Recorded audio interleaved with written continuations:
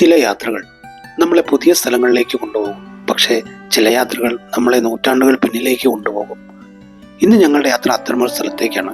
തമിഴ്നാട്ടിലെ തഞ്ചാവൂരിൽ 1000 വർഷത്തിലേറെ പഴക്കമുള്ള ചോള സാമ്രാജ്യത്വത്തിന്റെ മഹത്വം വിളിച്ചോതുന്ന ബൃഹദീശ്വര ക്ഷേത്രത്തിലേക്ക്.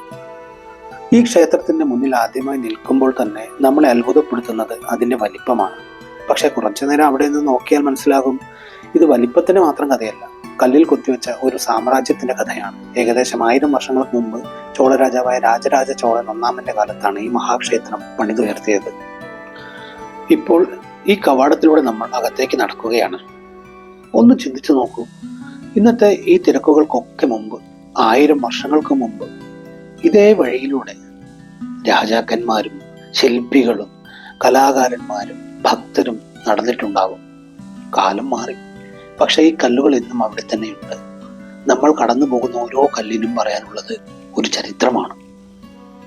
ഇതാ ബൃഹദീശ്വരന്റെ വിശാലമായ പ്രാകാരം. ഇവിടെ നിൽക്കുമ്പോഴാണ് ഈ ക്ഷേത്രത്തിന്റെ യഥാർത്ഥ വലിപ്പം അനുഭവപ്പെടുന്നത്. മുന്നിൽ ആകാശത്തേക്ക് ഉയർന്നു നിൽക്കുന്ന ആ മഹത്തായ ഗോപുരം ഏകദേശം 60 മീറ്ററോളം ഉയരമുള്ള 13 നിലകളുള്ള ശിലാവിസ്മയം ചോള വാസ്തുവിദ്യയുടെ അതുല്യമായ നേട്ടമാണ്. താഴെ നിന്ന് മുകളിലേക്ക് നോക്കുമ്പോൾ കണ്ണുകൾക്ക് അതിൻ്റെ ഉയരം മുഴുവൻ ഉൾക്കൊള്ളാൻ പോലും ബുദ്ധിമുട്ടാണ്. പക്ഷെ അതിലും അത്ഭുതകരമായത് ഇത്ര വലിയൊരു നിർമ്മിതിയുടെ ഓരോ ഭാഗത്തും കാണുന്ന ഈ കൃത്യതയാണ്. അളവുകൾ, സമമിതികൾ, ശില്പങ്ങൾ, വാസ്തുവിദ്യ എല്ലാം അതിശയിപ്പിക്കുന്ന രീതിയിൽ ഒത്തുചേരുന്നു. 1000 വർഷങ്ങൾക്ക് മുമ്പ് മനുഷ്യൻ സൃഷ്ടിച്ച ഒരു മാസ്റ്റർ പീസ്. ഇനി കുറച്ചുകൂടി അടുത്തേക്ക് നോക്കാം.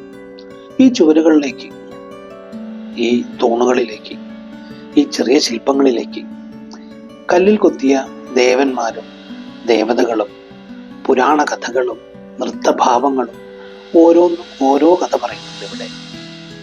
ഇവിടെ കല്ല് വെറും കല്ലല്ല, കല്ല് തന്നെ ഒരു കവിതയായി മാറിയിരിക്കുന്നു.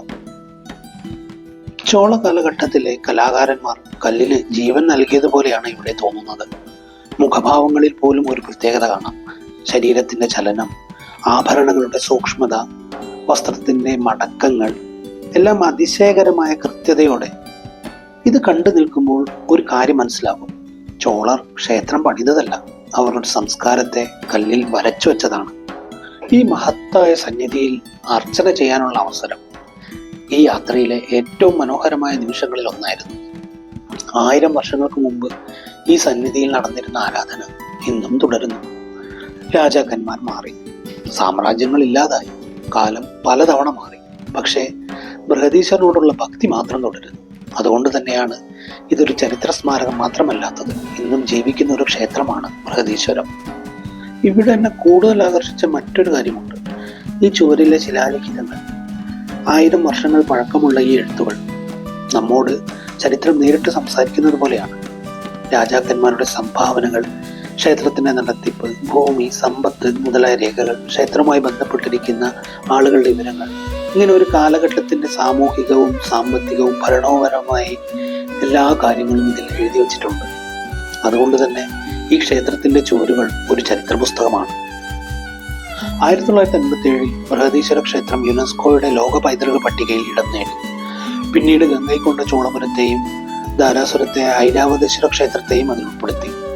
ഗ്രേറ്റ് ലിവിംഗ് ചോള ടെമ്പിൾസ് എന്ന ലോക പൈതൃക സമുച്ചയത്തിന്റെ ഭാഗമായി മാറുകയും ചെയ്തു. പക്ഷേ യുനെസ്കോയുടെ അംഗീകാരത്തിനപ്പുറം ഈ ക്ഷേത്രത്തിന് മറ്റൊരു പ്രത്യേകതയുണ്ട്.